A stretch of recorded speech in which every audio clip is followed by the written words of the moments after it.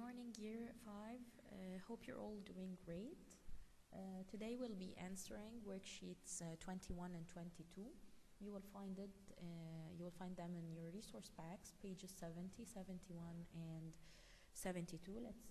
Let's start.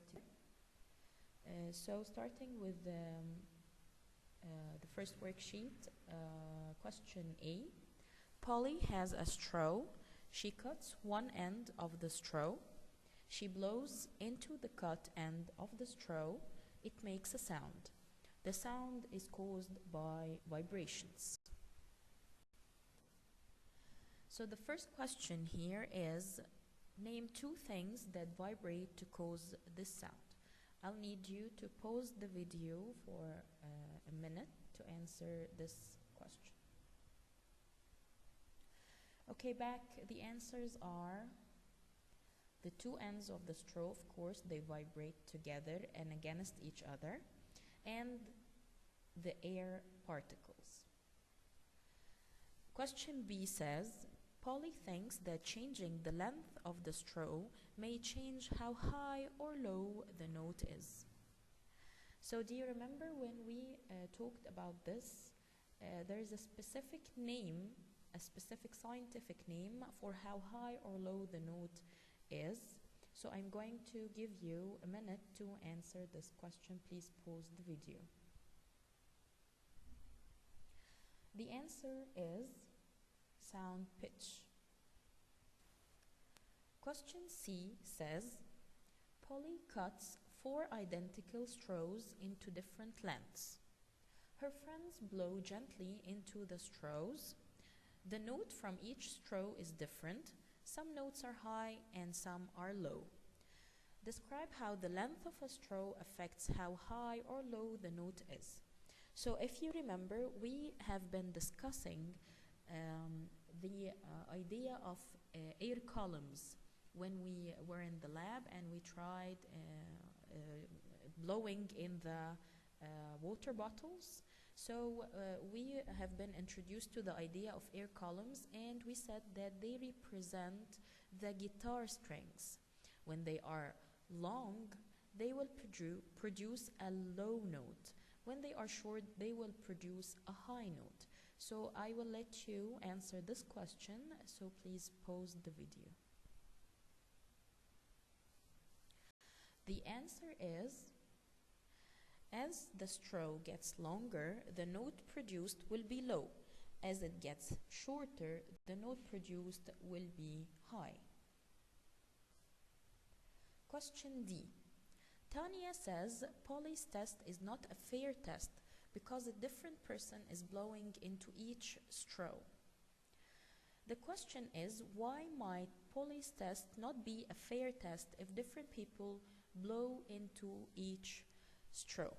So in order to make any test fair, we have to make sure that we do all the trials with the same sequence and the same manner. In this case, the force of blowing should be the same. So this could be affected if different persons are blowing inside the straws. So I will let you answer this question. I need you to pause the video, please. So the answer is because different people might be blowing with different forces. The second question, Polly says it might not be a fair test even if one person blows into each straw. Explain why it might not be a fair test even if one person blows into each straw. So it's pretty much the same idea as the previous question. The fact that the same person will not be able to control the force he is or she is trying to blow inside the straw, so it will affect the fairness of the test. So I need you to answer this question, please. I need you to pause the video. So the answer is because this person might be blowing with different forces each time. Now we are going to start answering worksheet number 22. You will find it in page 72 in your resource pack. Question A says, some children hit the prongs of a tuning fork on a desk. It makes a sound. We actually tried this in the lab. We used the tuning fork and we have been introduced to them and how the prongs vibrate against each other.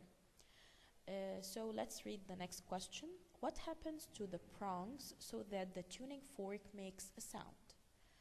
So from your lab visit, I need you to remember how the prongs moved to produce a sound.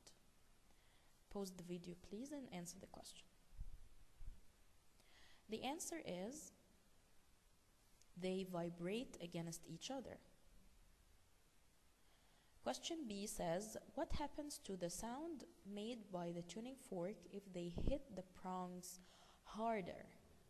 So this is very much will not affect the sound pitch, it will affect more the volume of the sound. So I need you to thought it and answer the question, please. Please pause the video. The answer is the volume of the sound will be louder. So question C says, when the tuning fork is not touching the desk, the sound is quiet. When it touches the desk, the sound becomes louder. So before answering the questions, let's just explain or remind each other with how good or bad the sound travels through different mediums. So we agreed together that the particles of the gas medium, they are far away from each other, so it takes time for them to bump against each other and cause a vibration. So the sound travels harder in the gas state, while in the solid state, the particles of the solid state is actually very close to each other, so it's very easy for it to, or for them to bump against each other and cause a vibration. So the sound actually travels through solid state more effectively. So now let's answer the question. Tick one box next to each question to show what the sound travels through to reach the children's ear. What does the sound travel through when? This is the left side of the table. So we have two options, whether it's the tuning fork when it's not touching the desk, or the tuning fork when it's touching the desk. So in the first case, I want you to think about it and tell me how does the sound travel in the first case. Please pause the video. So the first answer is through the air, of course. In the second case, the tuning fork is touching the desk. I need you to think about it for a second and answer the question. So back guys, I think a lot of you will say the desk, but actually it's not only the desk that the sound will travel through. It will initiate by hitting the tuning fork against the desk, so the desk will initiate the sound because the particles of the solid state will pump against each other and cause a vibration, and then it will reach your ears by the vibration of the air particles that was caused by the vibration of the desk particles. So in this case, both sounds, mediums, the desk and the air, will cause the sound to be produced. I hope you find those two worksheets easy. And if you have any questions, please be free to ask them for me. Thank you very much, guys. Hope you're all doing great at home. Stay safe and bye-bye.